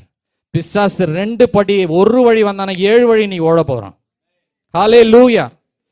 இத பேசினா பெரிய எல்லாரும் என்ன ஒரு மாதிரி நினைச்சுக்க போறாங்க, ஏதோ ஒருவேளை நடக்காம போயிடுச்சுன்னா. நடக்கும். வார்த்தை விருதாவா திரும்பாது. பேசுங்க, தைரியமா பேசுங்க. பேசுறவனை தான் ஆண்டவருக்கு பிடிக்கும். பேசுங்க. நடத்துறது அவரோட வேலை, பேசுறதா நம்ம வேலை. அந்த அதிகாரத்தை நம்ம கையில கொடுத்துட்டார். பேசி அவரே சாதிக்க முன்னா அவரே சாதிச்சுட்டு இருப்பார். நம்மளுடைய அதிகாரத்தில் இந்த உலகம் இருக்கிறதுனால தான் நாம பேசணும்னு வெயிட் பண்ணிட்டு இருக்காரு. நாம பேச வேண்டியதை பேசாம பிசாசை மகிமைப்படுத்துற மாதிரி பேசி பேசி பேசி போறதுனால தான் அவன் மகிமைப்பட்டுக்கிட்டே போயிட்டு இருக்கான். ஒருவேளை நீங்க டைரக்டா சொல்லாம இருக்கலாம், பா பிசாசு பயங்கர மகிமையானவன்னு சொல்லாம இருக்கலாம். ஆனா நம்மளுடைய நடவடிக்கைகள் அதை தான் சொல்லுது. அந்த தைரியம் இல்லை. உலகம் நினைக்கிற மாதிரி நினைக்கிறது, உலகம் பேசுற மாதிரி பேசினாலே போதும், பிசாசு மகிமைப்பட்டான். நம்ம ஒன்றும் சொல்லலாம் வேணாம் வாய் லெவல்ல. அதான் நடந்துடுச்சு. அதனால உள்ள இருக்கிற விசுவாசத்தை கொண்டு எது தவறாக வாயிலிருந்து வெளியே வர போதோ அதை அப்படியே அங்கேயே மாத்தி வெளிச்சம் உண்டாக கடவுதுன்னு மாறட்டும். அப்படியே அந்த அந்த சாபம் பேசணும் போல இருக்கும், நடக்காது இது வேஸ்ட்னு பேசணும் போல இருக்கும். கொஞ்சம் நேரம் யோசிங்க, யோசிச்சு யோசிச்சு யோசிச்சு பிதாவன் இயேசு கிறிஸ்துக்குள்ளாக என்னை புதிய சிருஷ்டியாக வைத்திருக்கிறார். புதிய சிருஷ்டி, நான் புதிய சிருஷ்டின்னு ஒருத்தன் நம்ப நம்ப நம்ப நம்ப பழைய திங்கிங் எல்லாம் மாறுது. புதிய சிருஷ்டின்னு ஒருத்தர் ஒரு விசுவாசி நம்ப நம்ப நம்ப நம்ப பழைய விதமான ஜபங்கள் மாறுது. புதிய சிருஷ்டி, புதிய சிருஷ்டி, புதிய சிருஷ்டி, புதிய சிருஷ்டி. பழையகள் எல்லாம் ஒழிந்தன, புதிய சிருஷ்டி. பழையகள் எல்லாம் ஒழிந்தன, புதிய சிருஷ்டி, புதிய சிருஷ்டி. சொல்லிட்டே இருங்க, புதிய சிருஷ்டி. அப்படி ஒரு சந்தோஷம் இருக்கணும். கிறிஸ்துக்குள்ளாக இருக்கிறது பெரிய சந்தோஷம் இருக்கணும். ஹல்லேலூயா. பரலோக ஒரு குடும்பத்தோட இணைஞ்சி அவரோட வலது பாரசத்துல வீற்றிருந்து நாம் இந்த பூலோகத்தை ஆண்டு கொண்டிருக்கிறோம். இந்த ஒரு மனப்பான்மை ஒருவருக்குள்ளாக வரும்படியாக பிதா இந்த காலவேளை நமக்காக ஒரு கேள்வி விடுத்திருக்கிறார். செய்வீங்களா?